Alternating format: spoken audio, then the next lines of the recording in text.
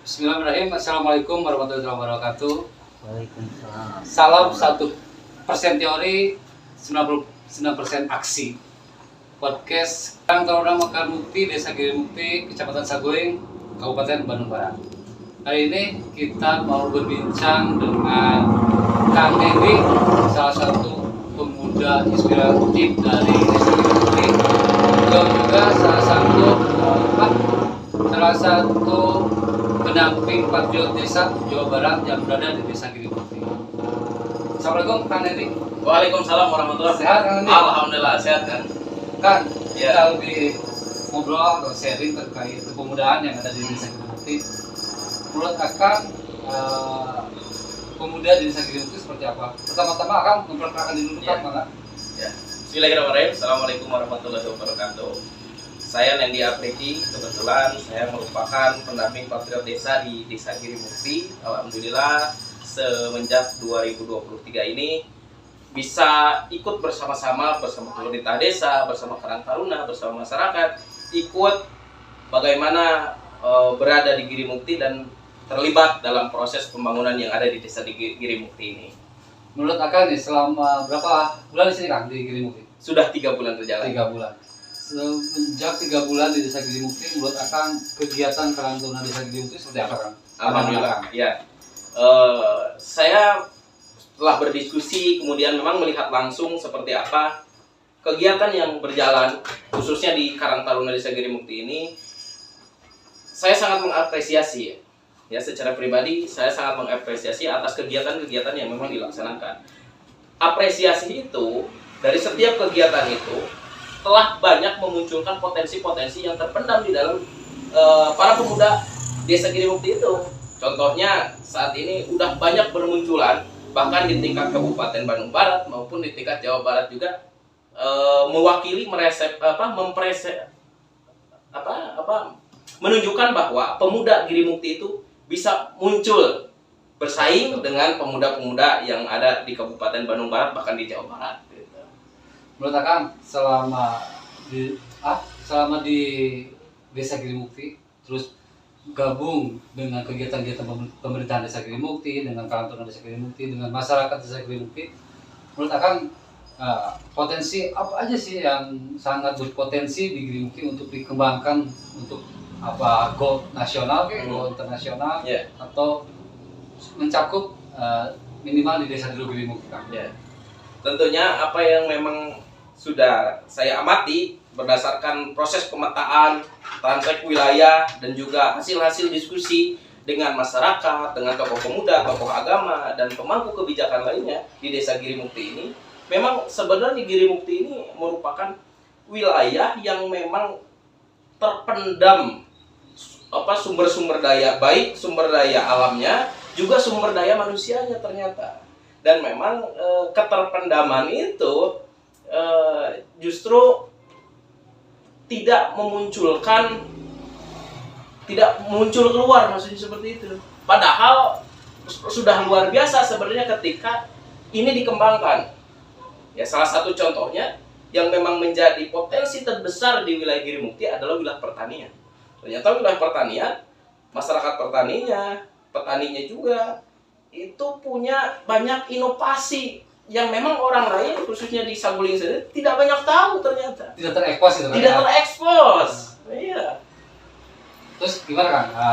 Sekarang pertanian di Giri Mukti sudah mulai bisa kayak Lembang nih. Ya. Seperti kan dulu di Giri Mukti cuman Padi, jagung, singkong. Sekarang di Giri Mukti tuh udah bisa menanam cabai, ya. burkol, Betul. termasuk yang lain-lain bisa di Giri Mukti. Ya. Itu salah satunya bentuk bentuk kemajuan di Desa Giri Betul. Mukti. Terus menurut Akang, kendala yang akan dapatkan selama akan terjun di patriot desa, khususnya di Desa Giri Mukti, apa sih kendala petani yang mereka curhatkan kepada Akang? Ya.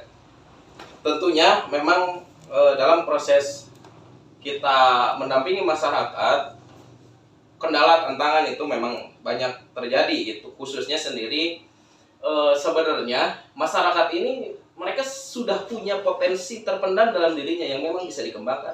Hanya saja kelemahannya ini yang menjadi salah satu faktor penghambat dalam proses menciptakan inovasi dari sumber daya alam yang ada, dari potensi-potensi yang ada adalah akses masyarakat terhadap ilmu pengetahuan dan akses masyarakat terhadap pembinaan dan pembimbingan bagaimana ingin mengembangkan inovasi, contoh di pertanian ini.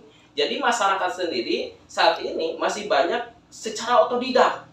Jadi ilmu pengetahuannya berdasarkan pengalaman, hasil uji coba sendiri gitu, tanpa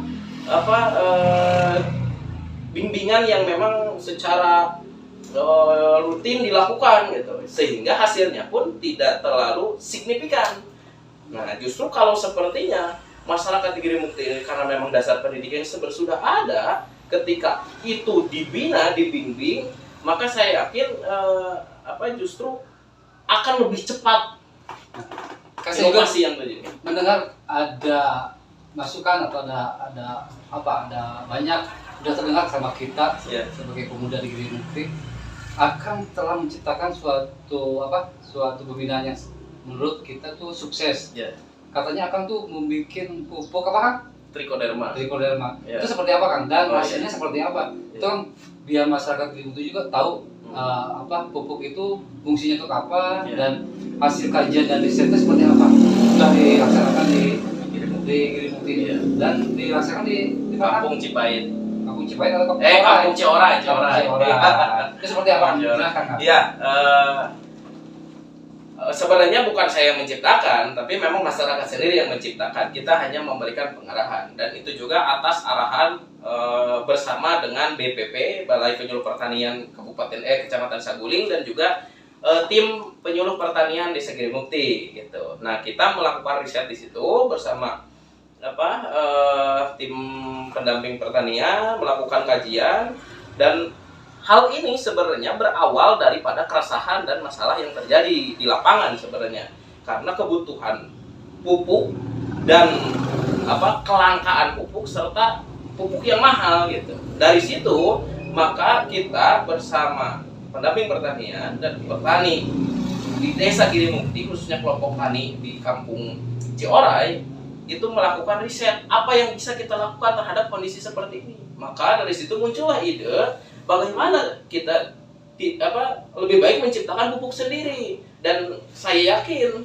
bahwa kita sendiri pun bisa membuatnya. Kenapa tidak gitu?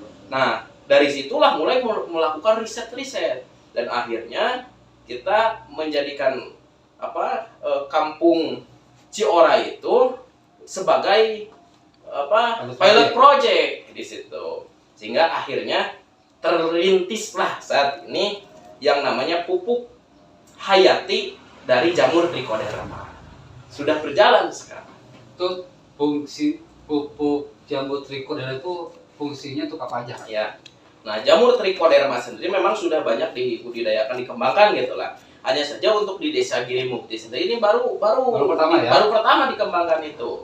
Nah, salah satu fungsinya adalah karena saat ini tadi bahwa Girimukti sudah melakukan proses inovasi dari wilayah pertanian, dari dulunya hanya sekedar menanam padi dan palawija seperti singkong, kemudian jagung, sekarang sudah merambah ke palawija sayur-sayuran gitu. Sehingga butuh penyesuaian sebenarnya ketika sayuran ditanam di kita. Maka salah satu menyesuaikan dengan hama yang ada. Nah, maka dari itu Trichoderma ini hadir sebenarnya sebagai solusi untuk permasalahan hama, khususnya hama patek. Gitu ya, yang menyerang cabai contohnya, sehingga cabai itu menjadi busuk dan kering. Itu udah dilakukan berapa bulan tuh? Sampai hari ini udah berhasil belum? Nah, untuk uji coba sendiri, alhamdulillah sepanjang 3 bulan berjalan ini, dari mulai kita menginisiasi pupuk tersebut, alhamdulillah memang ternyata pupuk ini justru lebih bisa menekan biaya produksi dari pembelian pupuk. Yang kedua juga ternyata dari hasil itu bisa memberantas hama, meskipun memang tidak 100%, tapi setidaknya berbanding samalah dengan pupuk kimia. Seperti itu. Berarti potensi ini harus dikembangkan kan? Tentu saja harus dikembangkan. Bahkan saya berharap bahwa satu Desa Girimukti harus paham, harus tahu tentang pupuk ini, dan mereka bisa mengimplementasikannya terhadap tanaman mereka, bukan hanya di Girimukti, juga di wilayah Kecamatan Saguling khususnya gitu. Luar biasa kan. Iya. Terus Kang, selain pertanian nih, potensi yang akan dapatkan di desa Girimukti apa aja Kang? Nah, selain daripada kalau pertanian ya, kita berbicara mungkin masalah lingkungan. Juga kita berbicara masalah sosial. Salah satu potensi sosial khususnya kalangan muda nih. Ya, Para muda nih. pemuda atau ya khususnya yang di Karang Taruna. Di Karang Taruna sendiri ada salah satu pemudi yang memang dia sudah punya nama di Kabupaten Bandung Barat ini. Ya, betul. Ya, bahkan di Jawa Barat, mungkinnya kemarin ikutan seleksi untuk Duta Baca Jawa Barat. Nah, itu sebenarnya merupakan sebuah keunggulan sumber daya manusia yang dimiliki oleh Desa Girimukti. Girimukti mampu menunjukkan, mampu bersaing secara sumber daya manusia dengan kecamatan lain di di seluruh Kabupaten Bandung Barat.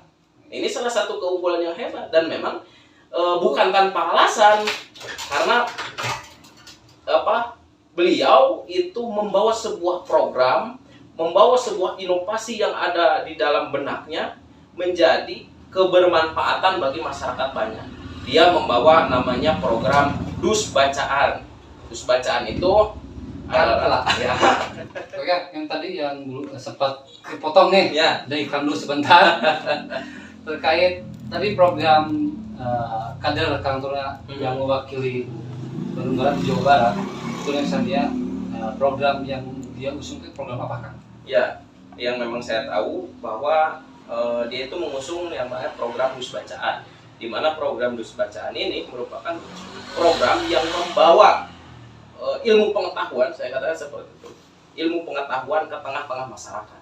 Bahwa sebenarnya ini menjadi solusi yang tadi kan, ketika masyarakat petani contoh tadi tidak mendapatkan akses pendidikan, tidak mendapatkan akses ilmu pengetahuan harus seperti apa ini, tidak mendapatkan bimbingan, justru sebenarnya Sania itu di situ hadir sebagai salah satu solusi membawa pengetahuan-pengetahuan dan bimbingan kepada masyarakat.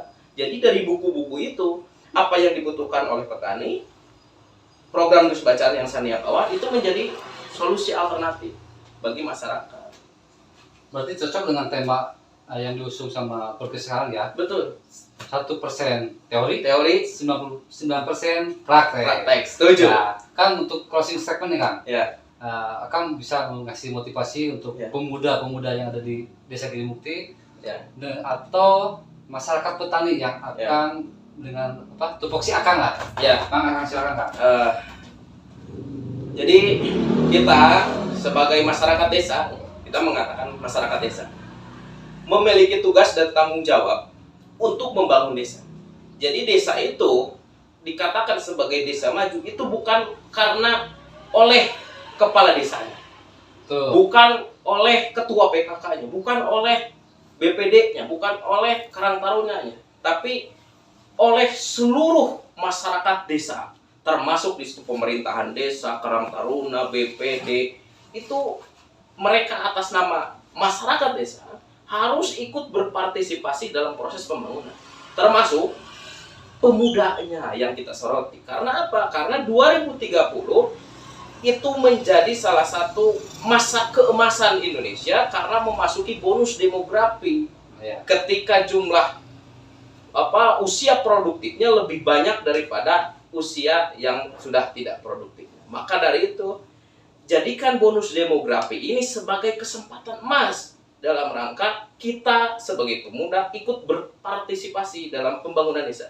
Dengan cara apapun, dengan apa yang kita bisa, dengan apa yang kita miliki, inovasi yang kita mampu lakukan di situ, dan yakinlah apa yang kita lakukan itu selama positif akan berdampak kepada kemajuan desa, kebermanfaatan di masyarakat, dan juga jangan lupa bahwa hal itu akan menjadi sebuah investasi bagi diri kita sebagai pemimpin yang akan melaksanakan tugas tanggung jawab di masa yang akan datang. Luar biasa.